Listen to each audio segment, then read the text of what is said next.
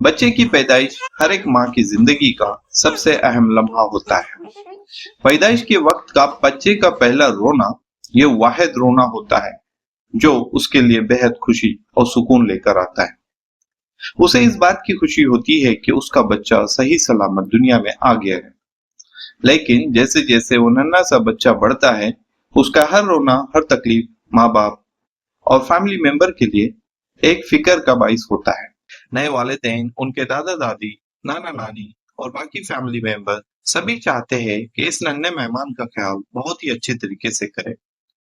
लेकिन अपने नन्हे बच्चे की देखभाल के दौरान अक्सर कुछ ऐसे रिवाज या तरीके अपनाते हैं जो उन नन्हे बच्चों की सेहत के लिए नुकसानदेह भी हो सकते हैं।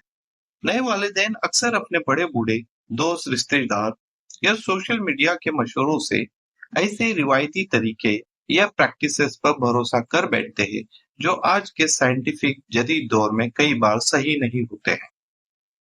वालिदैन के तौर पे ये नेचुरल है कि हम अपनी रिवायात, रस्म और रिवाज पर भरोसा करें, लेकिन ये भी तो जरूरी है कि हम इन रिवायात और रिवाजों का बच्चे के लिए सेफ है या नहीं पता करें, और अगर सेफ है तो इसे आप करते रहे, लेकिन अगर ये बच्चे के लिए नुकसानदेह है तो उसे आज ही छोड़ना बेहतर है। तो आज हम बात करेंगे ऐसे ही कुछ रिवायात, रस्म और रिवाज जो कई बरसों से चलते आ रहे हैं, लेकिन ये बच्चे के लिए नुकसानदेह भी हो सकते हैं। और साथ ही हम जानेंगे कि क्यों इन रिवाजों से बचा जाए। तो आज के वीडियो में आपको काफी इंटरेस्टिंग बातें पता चलेगी, तो इसे एंड तक जरूर देखें। चलिए शुरू करते हैं। सबसे आम और आज भी तकरीबन हर घर में किया जाने वाला गलत रिवाज, पैदाइश के फौरन बाद बच्चे को शहद, शक्कर का पानी या गुट्टी पिलाना। दोस्तों, नन्हे बच्चे की कुव्वत मुदाफ़त यानी इम्यूनिटी, यानी मुख्तलिफ जरासीम से लड़ने की ताकत बहुत ही कम होती है, और वो शहद, गुट्टी या किसी भी और चीज में मौजूद जरासीम का सामना नहीं कर सकते। इसलिए वो खतरनाक बीमारियां जैसे डायरिया, सेप्सिस, बॉटुलिज्म का शिकार हो सकते हैं। नन्हे बच्चे का जिस्म, उनके जो सिस्टम्स होते हैं वो अभी भी डेवलपिंग स्टेज में होते हैं, बहुत ही इमेच्योर होते हैं, और वो सिर्फ दूध को हजम करने के लिए तैयार होते हैं। और दूध बच्चे को जब तमाम जरूरी ग़िज़ायत फराहम करता है तो उन्हें शहद, पानी, गुट्टी या कोई और चीज देने की कोई जरूरत ही नहीं है। तो आज ही हम इस रिवाज को खत्म करें कि पैदाइश के बाद शहद या किसी और चीज देने की बजाय उन्हें माँ का दूध ही दे। दूसरा गलत रिवाज है बच्चे को पैदाइश के बाद माँ का पहला गाढ़ा दूध, कोलोस्ट्रम ना पिलाना। पैदाइश के बाद पहले कुछ दिन माँ का दूध गाढ़ा और पीला रंग का होता है। इसमें कई अहम फायदे भी है। पहला फायदा इस दूध में ये है कि ये बच्चे की इम्यून सिस्टम को मजबूत बनाता है, जो बच्चे को कई बीमारियों से प्रोटेक्ट करता है। इसी तरह ये उनके हाजमे के लिए भी बहुत बेहतरीन है और दूध हजम करने में मदद देता है। इसमें ग़िज़ाइयत भरपूर मिकदार में होती है, इसलिए चाहे ये कम क्वांटिटी में हासिल होता है, लेकिन बच्चे की भूख और जरूरियात को पूरा करने के लिए काफी होता है। तो याद रखें, शुरुआती 2 से 3 दिन में आने वाला ये गाढ़ा दूध बच्चे को पिलाना बहुत फायदेमंद भी है, और इसे जरूर पिलाना है। अब बात करते हैं अगले गलत रिवाज की, और वो है बच्चे को नहलाने की जल्दी करना। देखिए, बच्चा माँ के वूम में, रहम में 9 महीने बड़े ही गर्म माहौल में होता है, इसलिए पैदाइश के बाद भी उन्हें गर्म रखना जरूरी है। तो कुदरती तौर पर पैदाइश के बाद बच्चे के जिस्म पर एक खास चिकनाई लगी होती है, जिसे वर्निक्स कहते हैं, और ये चिकनाई बच्चे के जिस्म को गर्म और महफूज रखने में मदद करती है। जल्दी नहलाने से ये चिकनाई हट जाती है और जिस्म का टेम्परेचर कम हो सकता है, इसलिए नहलाने की जल्दी ना करें। बच्चे को जो जरूरी चीजें हैं, शुरू में जो उन्हें माँ का जो टच चाहिए, माँ के पास उन्हें रखना चाहिए और उन्हें माँ का दूध पिलाना है, इस बात पर हमें ध्यान देना चाहिए। और बाद में जब आपको डॉक्टर सलाह देते हैं, जैसे ही उनका कॉर्ड गिर जाता है, उस बार आप उन्हें नहलाने की शुरुआत कर सकते हैं। चले जानते हैं अगला गलत रिवाज कौन सा है। बच्चे की नाभि, नाल या कॉर्ड पर दवाई के अलावा किसी और चीज का लगाना। अक्सर देखा जाता है कि लोग बच्चे की नाभि पर घी, तेल, हल्दी, राख, अल्कोहल और ना जाने क्या क्या चीजें लगाते हैं, जो नाल की जगह इन्फेक्शन होने की वजह बनता है। तो इसलिए नाल पर कोई भी घरेलू चीज बिल्कुल ना लगाए और उसे गीला ना होने दें। उसे सूखा रखने पर ये खुद ब खुद 2 हफ्तों में ठीक हो जाता है। इसे ना दबाए, ना इस पे कोई चीज पैक करे, ना इस पे कोई कपड़ा बांधे। हाँ, डॉक्टर की सलाह से आप इस पे एंटीबायोटिक पाउडर लगा सकते हैं। चलिए जानते हैं 5वां गलत रिवाज कौन सा है। ये तो बड़ा ही इंटरेस्टिंग है, दिलचस्प है। बच्चे के पेट और नाभि पर कपड़ा बांधना। अक्सर लोग बच्चे के पेट पर एक टाइट कपड़ा बांधते हैं। कई बार जब मैंने ये चीज नोटिस की और मैंने इसका रीजन पूछा कि ये कपड़ा अपने पेट पर क्यों बांधा, तो मुझे बड़े ही दिलचस्प जवाब मिले कि डॉक्टर साहब, ये कपड़ा हमने इसलिए बांधा है कि इनके पेट में हवा ना भर जाए या उनका पेट बड़ा ना हो जाए। अब बताइए, पेट में हवा कैसे भर जाएगी? वहां कोई सुराख थोड़ी ही है। और क्या हवा कपड़े को पार नहीं कर सकती? ये बिल्कुल नहीं करना चाहिए। इस कपड़े को बांधने के क्या नुकसानात है? चलिए जान। पैदाइश के पहले 2 महीने में बच्चा सांस लेते वक्त उसके पेट की जो मूवमेंट होती है, वो कपड़ा बांधने की वजह से सही तरह से नहीं हो पाती और उन्हें सांस लेने में दिक्कत हो सकती है और कई बार उन्हें उल्टियां भी होती है। इसी तरह नाभि पर कपड़ा बांधने से वो हिस्सा गीला रह जाता है और उन्हें इन्फेक्शन का चांस भी रहता है। तो अब तक हमने जाना है कि इस तरीके के जो रिवाज है, बड़े ही आम हैं। ज्यादातर इन रिवाजों का कुछ न कुछ बच्चे पे नुकसान होने के चांसेस भी होते हैं। चलिए जानते हैं अगला रिवाज कौन सा है जो गलत है। सर पर टाइट कपड़ा बांधना। अक्सर लोग बच्चे के सर की शेप को लेकर बड़े परेशान रहते हैं और उसे किसी भी तरह से गोल बनाने की जद्दोजहद करते हैं और इसी कोशिश में वो कई चीजें ट्राई करते हैं, जैसे कि बच्चे के सर पे कपड़ा बांधना या उन्हें कोई पर्टिकुलर टाइप का तकिया देना। कई जगह तो रेत के और सीमेंट के तकिए भी दिए जाते हैं ताकि बच्चे का सर गोल हो जाए।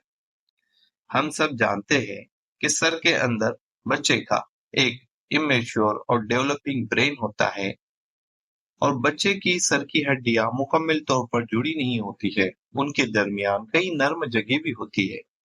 अगर सर पर टाइट कपड़ा बांध दिया जाए तो ये हड्डियों पर दबाव डाल सकता है और वो पूरी तरह से ग्रो नहीं कर पाती। इसी तरह बच्चे के दिमाग की जो नशोनुमा है, ग्रोथ है, वो भी मुतासिर हो सकती है। इसके अलावा सख्त दबाव की वजह से बच्चे को बेचैनी भी हो सकती है और ये बात भी जान लेना चाहिए कि नन्हे बच्चों की सर की शक्ल को कुदरती तौर पर बनने दिया जाए। ज्यादातर बच्चों में उनकी उम्र की 1 साल तक ये बच्चे का जो सर का शेप है, अपने आप ही गोल बन जाता है। लिहाजा ये बहुत अहम है कि हम नन्हे बच्चे की सर की शक्ल को कुदरती तौर पर बनने दिया। चलिए अगली गलती जानते हैं कि ये कौन सी है और ये भी बड़ी ही दिलचस्प है और ऑलमोस्ट हर घर में आम। सर के नर्म हिस्से पर जायफल, अजवाइन या कोई और दवाई लगाना। ये एक आम गलतफहमी है कि सर के नर्म हिस्से पर अगर जायफल या कोई और जड़ी बूटी लगाते हैं तो बच्चे की सर्दी जुकाम को आराम मिलता है। ये बिल्कुल बेसलेस है और हकीकत से दूर है। जान लीजिए कि सर की हड्डियों के बीच का जो नर्म हिस्सा है, वहां पर सिर्फ स्किन की कुछ लेयर्स होती है और उसके नीचे बच्चे के जिस्म का सबसे अहम ऑर्गन ब्रेन होता है। इस हिस्से पर हम कोई भी चीज ना लगाएं और ना ही इस पर दबाव दिया जाए। इस हिस्से पर कोई जायफल, अजवाइन लगाने से बच्चे की सर्दी जुकाम ठीक होने का कोई साइंसी सबूत नहीं है और आजकल सर्दी का इलाज इतना मुश्किल भी नहीं है, इसलिए इस हिस्से को ना छेड़े तो बेहतर है। चले जानते हैं अगली गलत रिवायत और ये है बच्चे की माँ से रिलेटेड। नवजायदा बच्चे की माँ की खुराक पर पाबंदी लगाना या उसके खाने से बच्चे की सेहत पर असर का इल्जाम लगाना।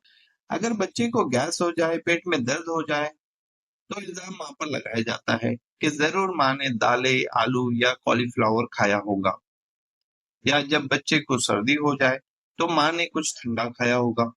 ये तस्वुर कि माँ जो कुछ खाती है वो डायरेक्ट बच्चे की सेहत पर असरअंदाज होता है, ये बिल्कुल गलत और गैर साइंसी है। और ना ही माँ की खुराक का कोई हिस्सा उसके दूध के जरिए बच्चे पर असरअंदाज होता है।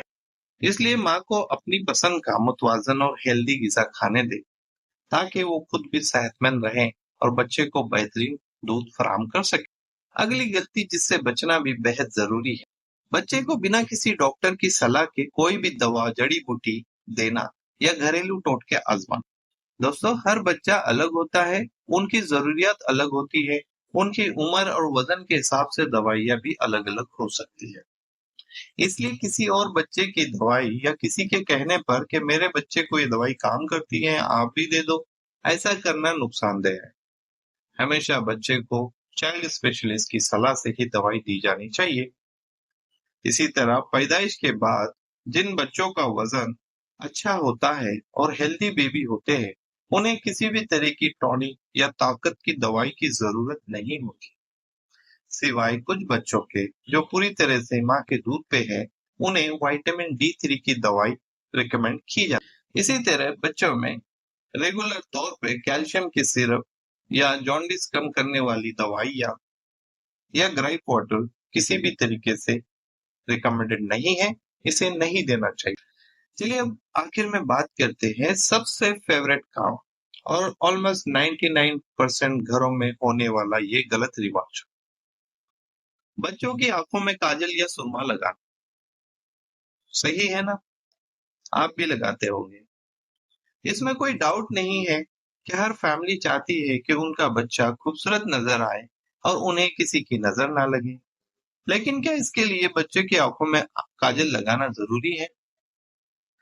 सबसे पहले जानते हैं कि ये काजल क्या है और ये कैसे बनता है।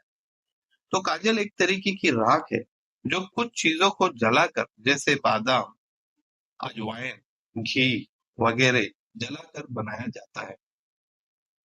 इसमें कुछ हार्मफुल केमिकल भी बन जाते हैं और ये केमिकल आंखों में जलन, खारिश और इन्फेक्शन की वजह बनते हैं।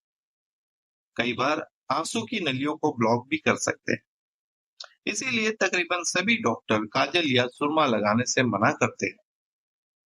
आप चाहे तो ये काजल उनके माथे पर, सर के पीछे या पैरों पर या कई और जगह भी लगा सकते हैं।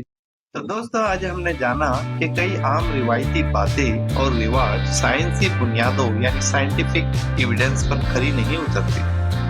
उनसे बच्चे को नुकसान भी पहुंच सकता है और उन रिवायतों को ना करने से कोई फर्क भी नहीं पड़ता। तो हमें अपनी मालूमात को बेहतर बनाना है और साइंसी हकाइक यानी एविडेंस को अपनाने की जरूरत है। याद रखें, नन्हे बच्चे बड़े ही नाजुक और कोमल होते हैं। उनकी सेहत पर ध्यान देना और सही तरीके से देखभाल करना हमारी जिम्मेदारी है। इस वीडियो को जरूर सभी माँ बाप, दादा दादी, नाना नानी और रिश्तेदारों तक पहुँचाएं, ताकि हर बच्चा एक अच्छी और परफेक्ट हेल्दी लाइफ की शुरुआत कर सके।